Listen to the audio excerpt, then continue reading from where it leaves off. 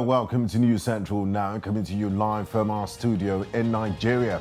I am Benga Aborowa, and here are the headlines tonight. Militia leader and commander of IPOB in Nigeria's southeast killed in Imo State. The African Union urges an end to military rule in Chad after the death of Idris Deby. 4 persons, including a child, killed in helicopter crash in Zimbabwe. We'll bring you all the details shortly.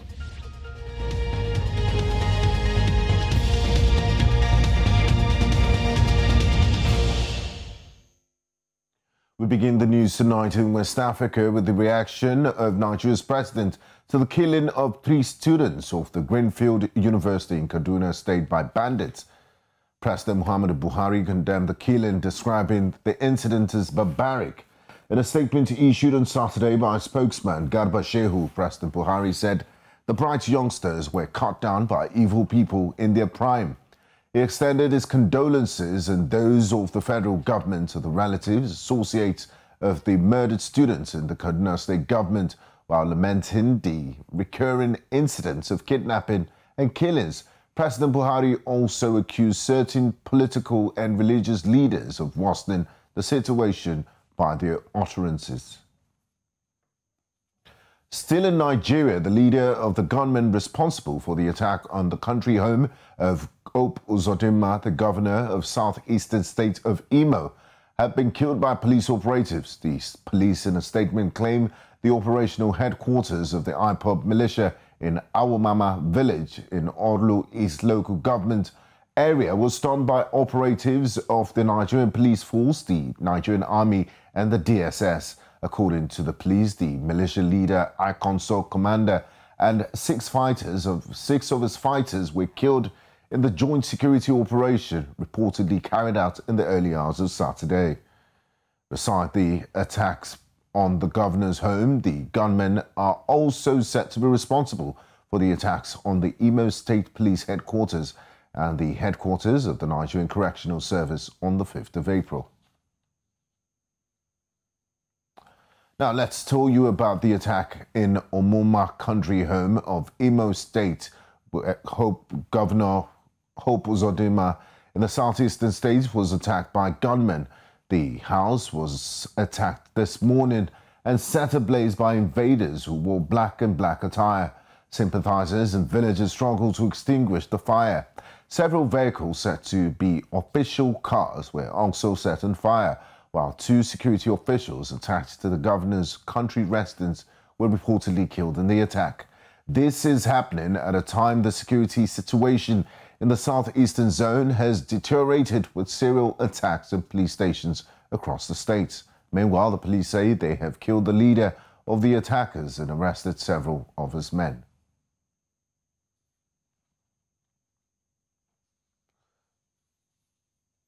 Now, moving on to Central Africa.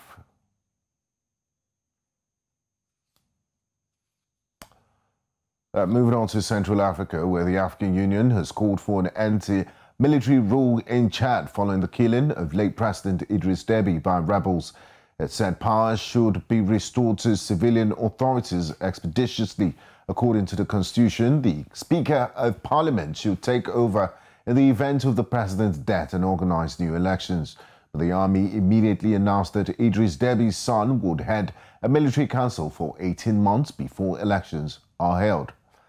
Opposition parties have condemned what they called a dynastic coup. Trade union have called for a general strike, while the rebel group FACT said Chad was not a monarchy.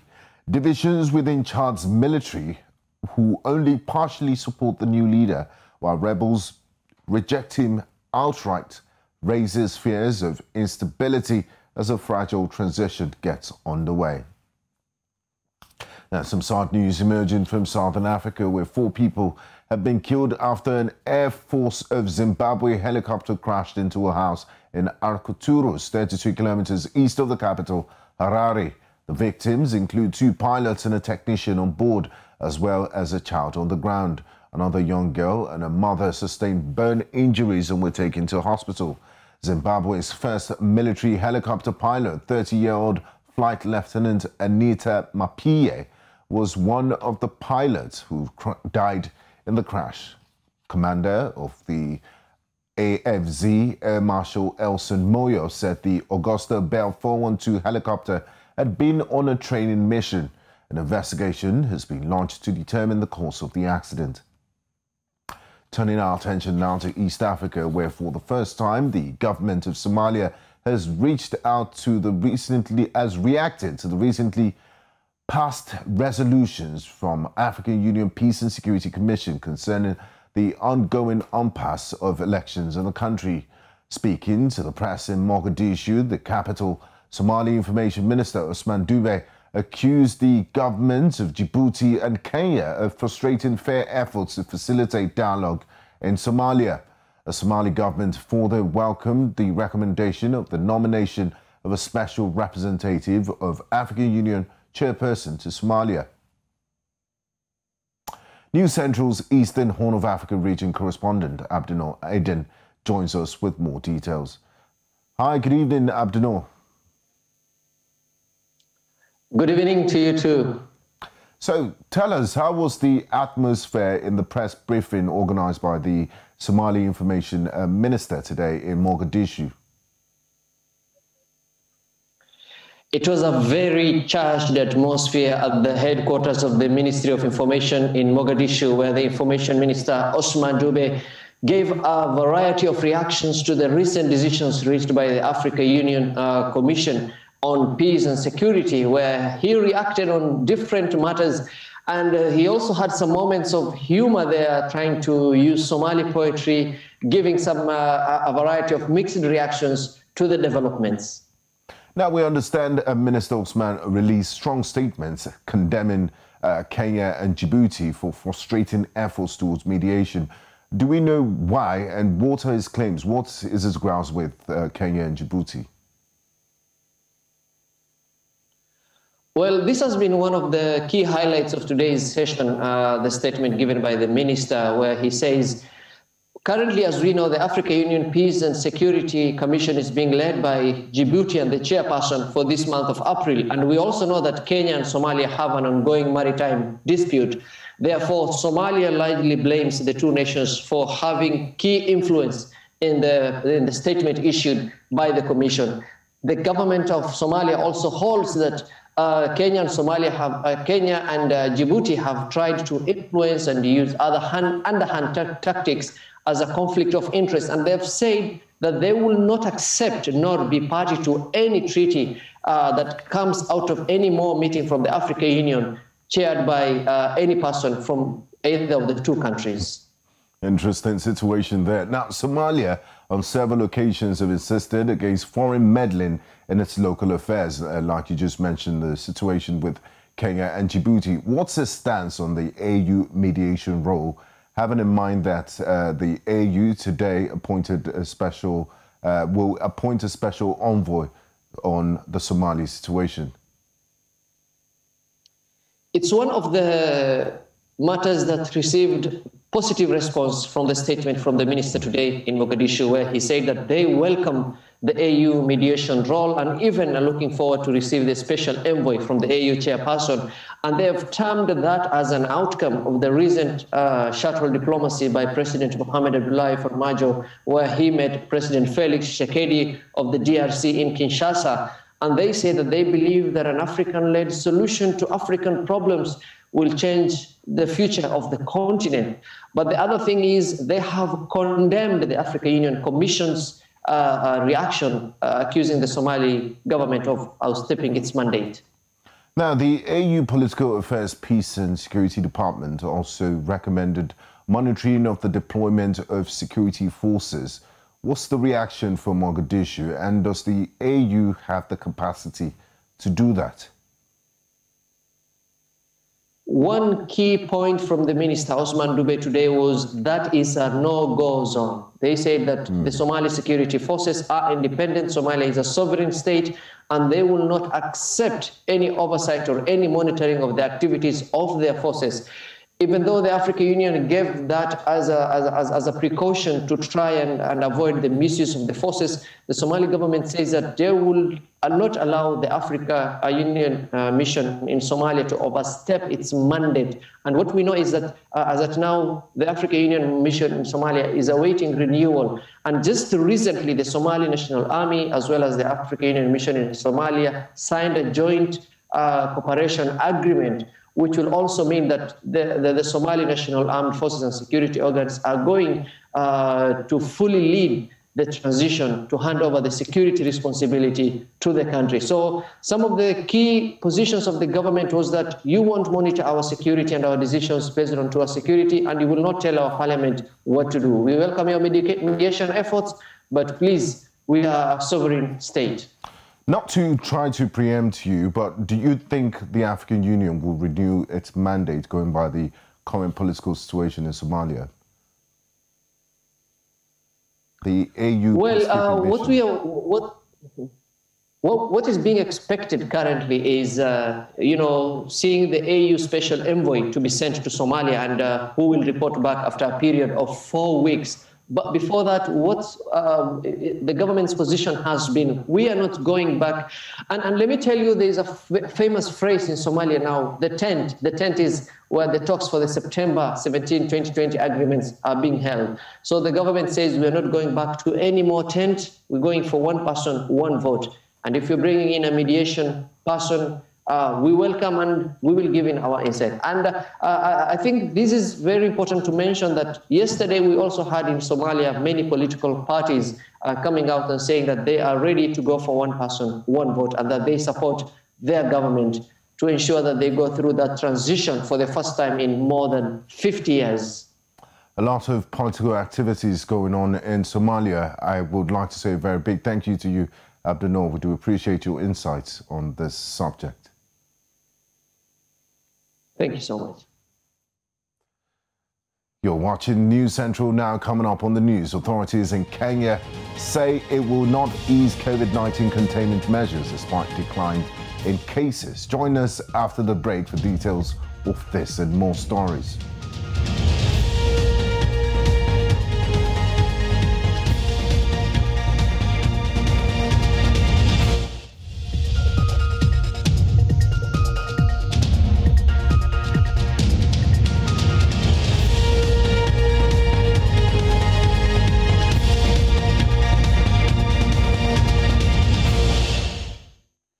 Welcome back. The International Organization of Migration and the UN Refugee Agency has called on the international community for urgent action to end avoidable loss of lives at sea. The IOM and UNHCR warned that more migrants and refugees may attempt a dangerous crossing as weather and sea conditions improve. This comes after a boat carrying more than 100 people capsized in the central Mediterranean Sea off the coast of Libya. Earlier this week, the rubber boat, which is believed to have left Al-Khoms east of Libya's capital, Tripoli, reportedly capsized due to bad weather and stormy seas. Thursday's incident will be the largest loss of life recorded in the central Mediterranean since the beginning of the year, the IOM said. Thousands of refugees and would-be migrants from Africa brave harsh conditions and dangers in an attempt to get to the Mediterranean Sea and cross over into Europe. Several of them have died while trying to cross the sea itself and even the Sahara Desert in order to get to Libya, particularly from where they then try to get to Europe.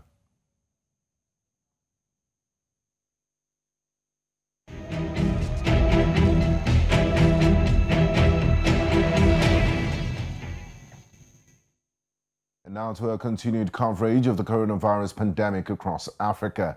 Kenya will not ease the current containment measures prematurely, so says the Cabinet Secretary for the Ministry of Health, Mutahi Kagwe, on Friday, though the number of COVID-19 positive cases has declined slightly in the last 30 days.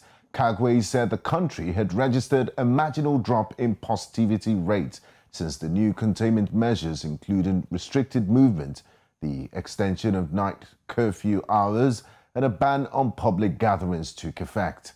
Kagwe said in a statement released in Nairobi that the results of the measures are encouraging, stating that in that period, the positivity rate has gone down from about 20% to about 16%. The number of patients relying on oxygen has also dropped.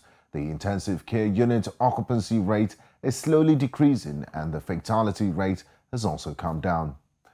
In West Africa, the Nigeria Center for Disease Control, NCDC, says the country recorded no death from COVID-19 on Friday, making it the 11th consecutive day that nobody died from the virus. 65 people were also discharged after testing negative to COVID-19.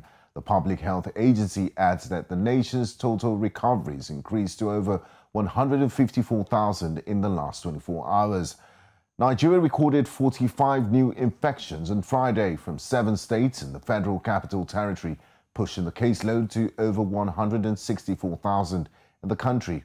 Lagos State had 26 new cases, followed by Rivers with 10 and Delta State 3. You're watching News Central now. Still ahead on the news. In world rap, former Minneapolis police officer Derek Chauvin, convicted of murdering George Floyd, will be sentenced in June. Get the details of this story and more after the break.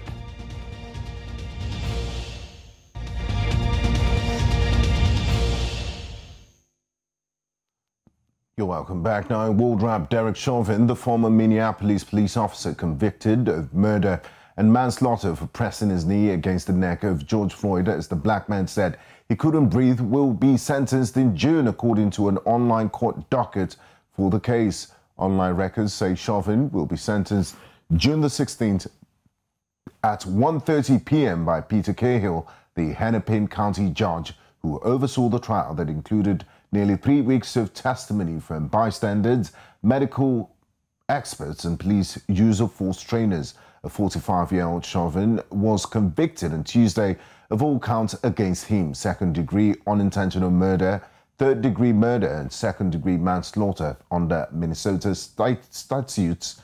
He'll only be sentenced on the most serious one, the second-degree murder charge.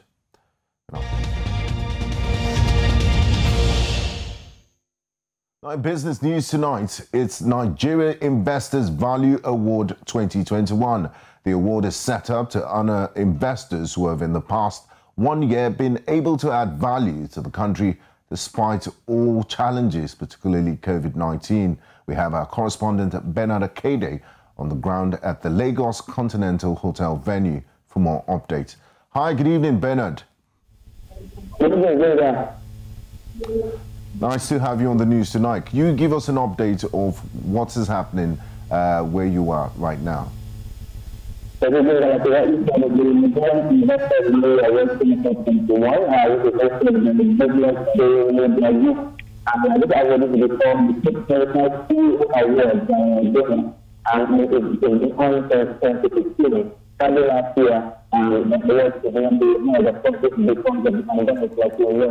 so now the value award, and the one is like it's looking to this annual to different investors who stay in the country just come to come back. And we have a little add value in the different sectors in the future. They are also in Africa basically. And we are not to talk about this. Okay, sorry, Bernard, we have some issues with your audio. We apologize for that. Moving on to sports, George Masvidal and Kamaru Usman will once again for the UFC title clash. This marks the fourth title defense for Usman, who has already defeated Colby Covington, Masvidal and Gilbert Burns during his reign as champion. The first meeting with Masvidal took place last year, July, with Masvidal a late fill-in for Burns, who could not fight after testing positive for COVID-19. Masvidal stepped up at UFC 251 and went the distance, but Usman secured the landslide win on points. Earlier News Central's In the Game was combat sports specialist Santos Akilele, analysing the chances of both fighters making a statement in the octagon. Well, I think it can go both ways. While I understand that most of the pundits and the bookmakers are giving Usman literally 100%.